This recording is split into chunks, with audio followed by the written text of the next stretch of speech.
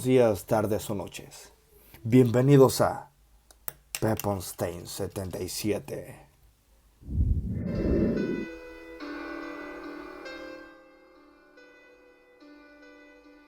En el año 1907, los presidentes de la naviera White Star Line, Bruce May, y de los artilleros Harland and Wolff y William Peary, pusieron en marcha un ambicioso proyecto para construir un trío de transatlánticos que debían ser los más grandes, rápidos y lujosos del mundo.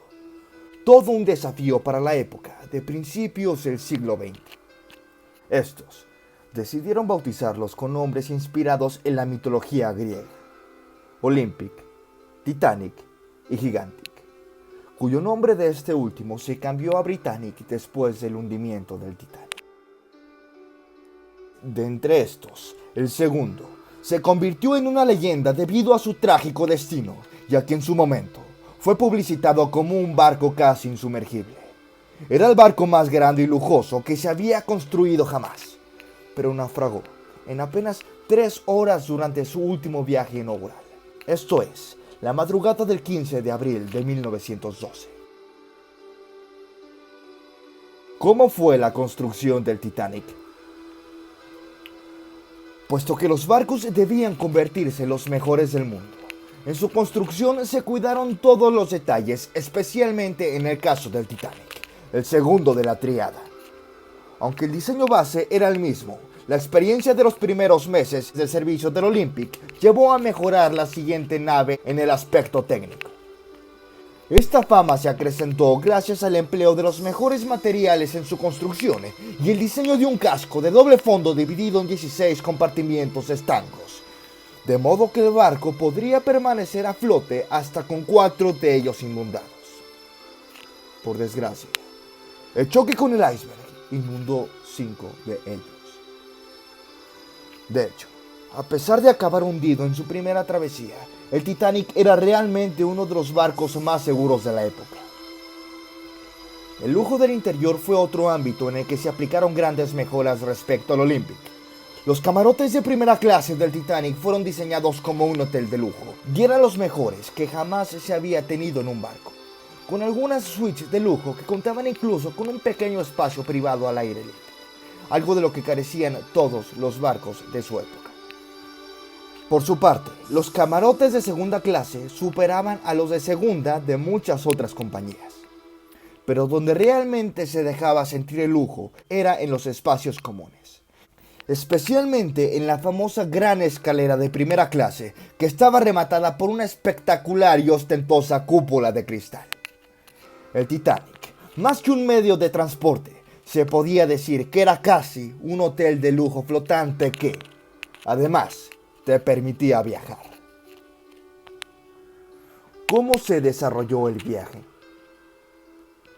El 10 de abril de 1912, el Titanic zarpó del puerto inglés en su viaje inaugural hacia Nueva York. Lo que habría de ser un viaje histórico por la grandeza del barco y la ingeniería humana, terminó pasando a la historia como uno de los hundimientos más famosos jamás ocurrido.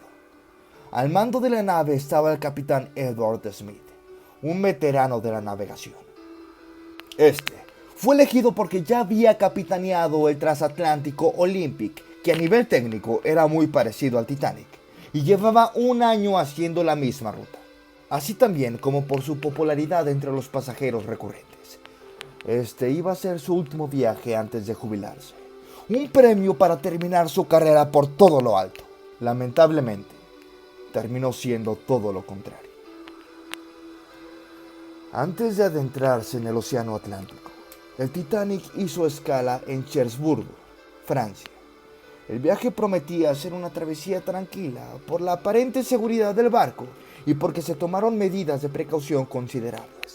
De hecho, el capitán Smith tomó una ruta más hacia el sur de lo habitual para evitar el peligro de los icebergs, y durante la noche se cerraban todas las aperturas en el castillo de proa para no entorpecer la visión de los vigías. El choque del Titanic con el iceberg.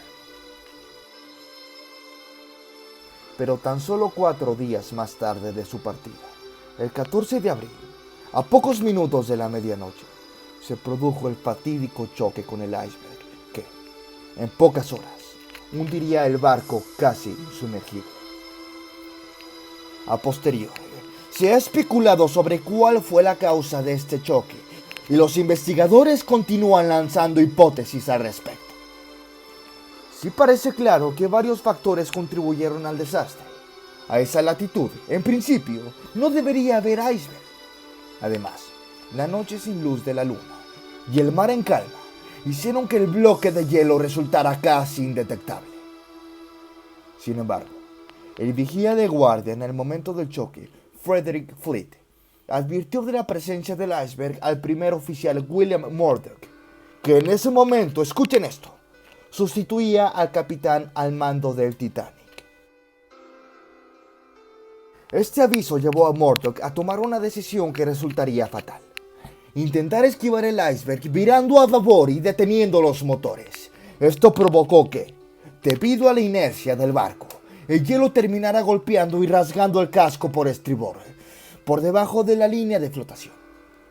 En minutos, los compartimientos de seguridad comenzaron a llenarse a una gran velocidad, creando una inundación que resultó mortal para el barco. Pero, ¿por qué se hundió el Titanic? Se ha especulado mucho sobre las causas del accidente, cómo se podría haber evitado y si se podrían haber salvado más vidas durante su evacuación. Algunos hechos no dejaron lugar a dudas sobre ciertos aspectos del salvamento, como el hecho de que el Titanic llevaba botes insuficientes para todos los pasajeros, aunque eso sí cumplía con el número establecido por las regulaciones de transporte marítimo de la época. También es cierto que los vigías no disponían de los binoculares lo bastante adecuados para una noche como la de la tragedia, sin luna ni oleaje que indicara la presencia del maldito iceberg. Sin embargo, el Titanic era realmente más seguro que casi cualquier barco del momento. Uno de los pocos errores de diseño que se ha identificado y que influyó de forma decisiva en la tragedia fue no tener en cuenta la escala del timón, demasiado pequeño para un barco de tal magnitud. Por otra parte, a posteriori, se ha afirmado que la maniobra del viraje que ordenó Murdoch fue un error y que, de haber chocado de frente a la velocidad a la que navegaba el Titanic, los daños habrían sido mucho menores. Pero a este respecto, deben considerarse dos aspectos. El primero es que intentar esquivar el iceberg es un reflejo natural ante un riesgo inminente. Y el segundo es que realmente no había manera de saber hasta dónde se extendía el hielo por debajo de la línea del agua. De manera que Murdoch podría haber pensado legítimamente que podría esquivar el iceberg con un giro brusco del timón. Aunque parezca mentira, los pasajeros apenas sintieron el choque que terminó con el Titanic en el fondo del mar. Según parece, algunos pasajeros sintieron una ligera vibración mientras que otros contemplaron con curiosidad cómo el barco pasaba junto a su verdugo helado, del cual incluso se desprendieron varios fragmentos que acabaron en la cubierta y con los que incluso algunos estuvieron jugando y haciendo bromas. El extraño sonido que se produjo mientras el hielo rajaba el casco, unos 5 metros por debajo de su línea de flotación, inicialmente no provocó ninguna inquietud, ni siquiera en ninguna parte de la tripulación, quienes pensaron que quizá se debía a la rotura de alguna aspa de las 3 gigantescas hélices de la nave. El capitán Smith, avisado del incidente, ordenó al diseñador del Titanic, Thomas Hendry, que viajaba a bordo, a hacer una evaluación de los daños. Su veredicto fue que el barco le quedaban 2 horas escasas antes de hundirse. Smith dio entonces la orden de preparar la evacuación y de lanzar un SOS por telégrafo a todos los barcos que estuvieran lo bastante cercanos como para acudir al rescate de los pasajeros. Sin embargo, se tardó demasiado en dar la voz de alarma y comenzar con la evacuación. Según los especialistas, si el barco hubiera chocado de frente, con el resultado de un gran impacto, todo el pasaje se habría despertado e inmediatamente habrían tomado conciencia del peligro que ocurría. Desde el principio, Smith y Andrew Fueron conscientes de que sería imposible evacuar a todos los pasajeros, puesto que solo había botes suficientes para embarcar a solo una cuarta parte de los mismos. Además, siguiendo la política vigente de mujeres y niños primero, no se llenaron los botes hasta su máxima capacidad. Más tarde se pidió con megáfonos a los botes que ya estaban en el agua que regresaran para poder embarcar a más pasajeros. Pero la mayoría no lo hicieron, debido al miedo de ser absorbidos por la fuerza de succión del barco al hundirse.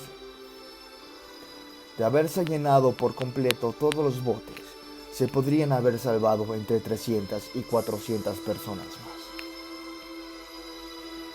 El hundimiento del Titanic se precipitaba rápido e inexorablemente. Al haberse inundado los compartimientos de proa, el barco se fue sumergiendo hacia adelante.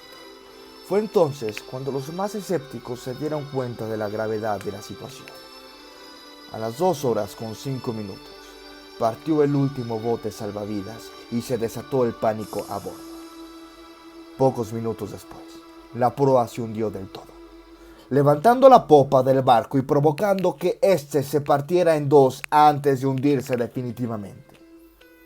A las 2:20, el barco casi insumergible desapareció en las profundidades junto con casi el 70% de las personas que estaban a bordo entre pasajeros y tripulantes.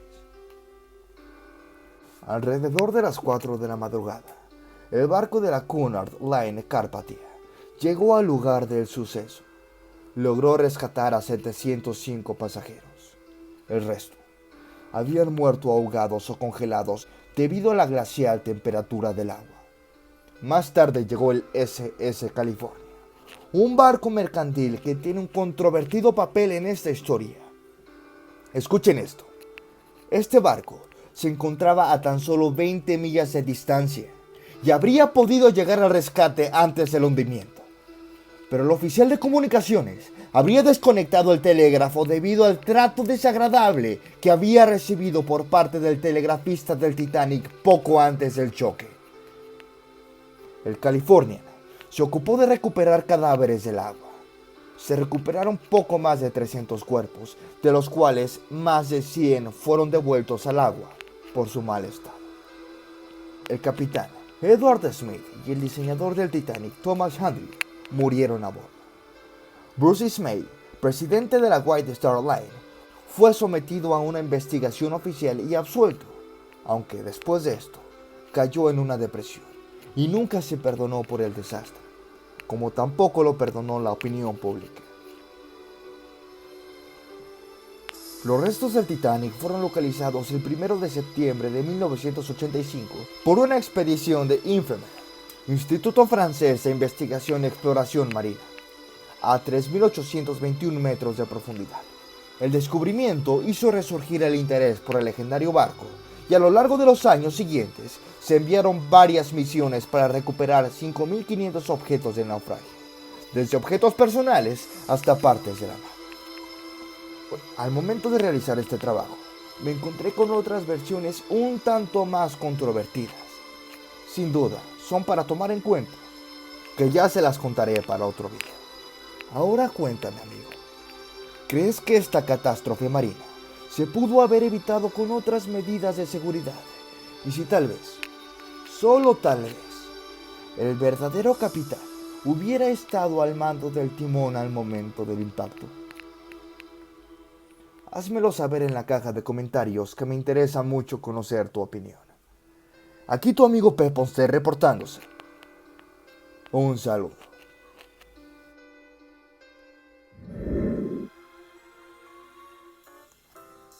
Antes de terminar con el video, quiero invitarlos a formar parte de los miembros del canal. Tendrán muchos beneficios como obtener insignias especiales, ver contenido exclusivo o mirar contenido antes que sea público, así como pedirme directamente algún tema de qué hablar, al igual que pedirme alguna canción para tocar, entre muchos beneficios más. Si mi trabajo les gustó, los invito a que dejen su like y se suscriban al canal, ya que me ayudan un montón a continuar con este proyecto, además de que es totalmente gratis. Larga vida a todos ustedes, amigos, y recuerden, ¡Let's rock!